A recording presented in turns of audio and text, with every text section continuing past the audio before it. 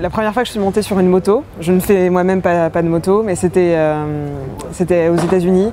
J'ai suivi un garçon que je connaissais à peine. Je portais un short, des sandales, j'étais en débardeur. Je me suis mise derrière lui, on a roulé sans casque, sans protection.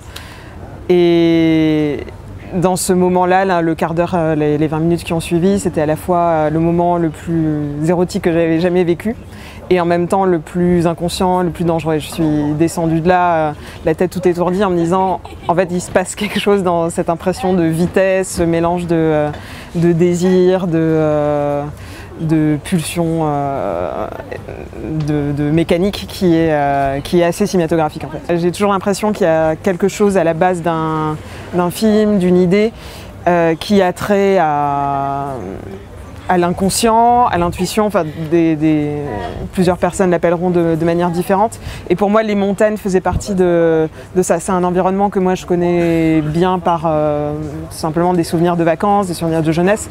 J'ai grandi à Toulouse, on allait beaucoup dans les Pyrénées.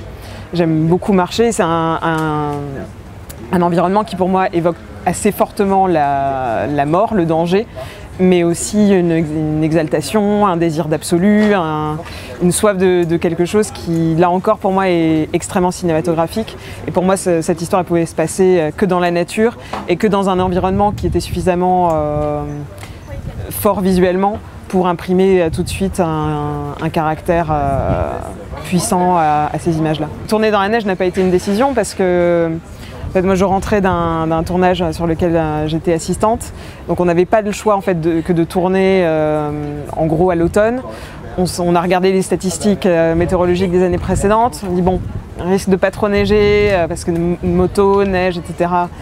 Ça faisait pas bon ménage. On a commencé à tourner le 31 octobre, on a tourné 5 jours, un jour de pause, le jour de pause il se met à neiger.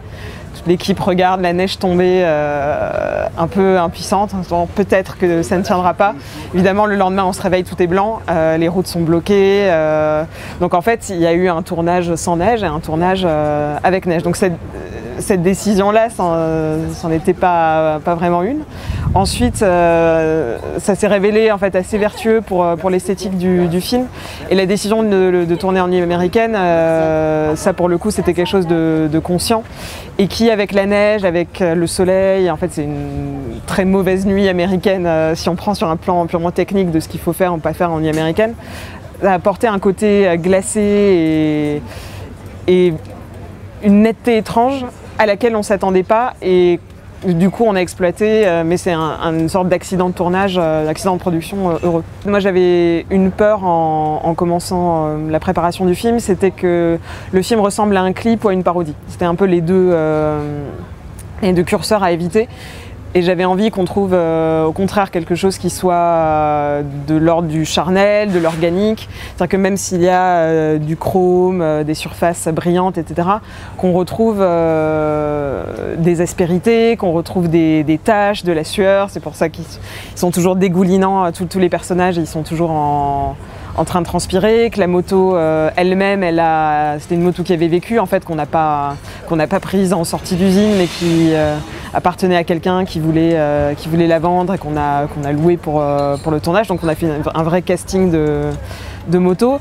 Et ensuite s'est posé la question de comment est-ce qu'on donne vie et qu'on donne corps évidemment à un objet qui, par définition, est censé être inanimé et inactif.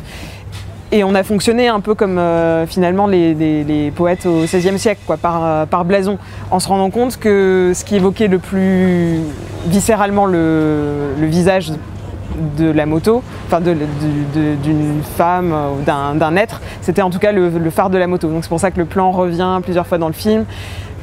Que finalement il y a une espèce de code secret qui circule à travers l'histoire et à travers la grammaire, mais qu'on a inventé un peu en trouvant la moto elle-même. Il y a à la fois la musique originale qui est une combinaison assez étrange de deux instruments pas très communs.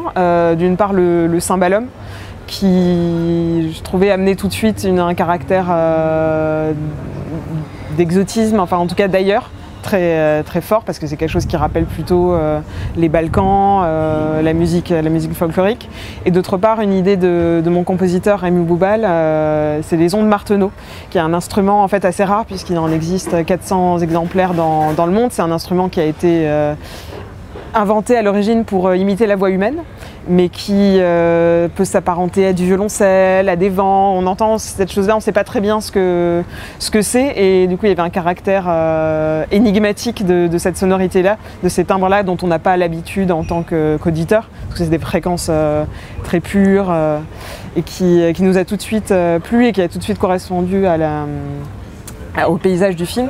Et donc d'autre part, il y a le montage son qui a été créé travaillé par mon monteur son Olivier Voisin, et où lui a également travaillé à l'adjonction de sons qui n'étaient pas nécessairement naturels dans les ambiances, que ce soit évidemment des sons de moto, de moteur, mais aussi des grincements de télésièges, des choses comme ça, alors qui évidemment ne s'entendent pas en tant que tels, mais qui donnent de l'espace, je trouve, au plan, au décor qu'on a, que ce soit en intérieur, en extérieur.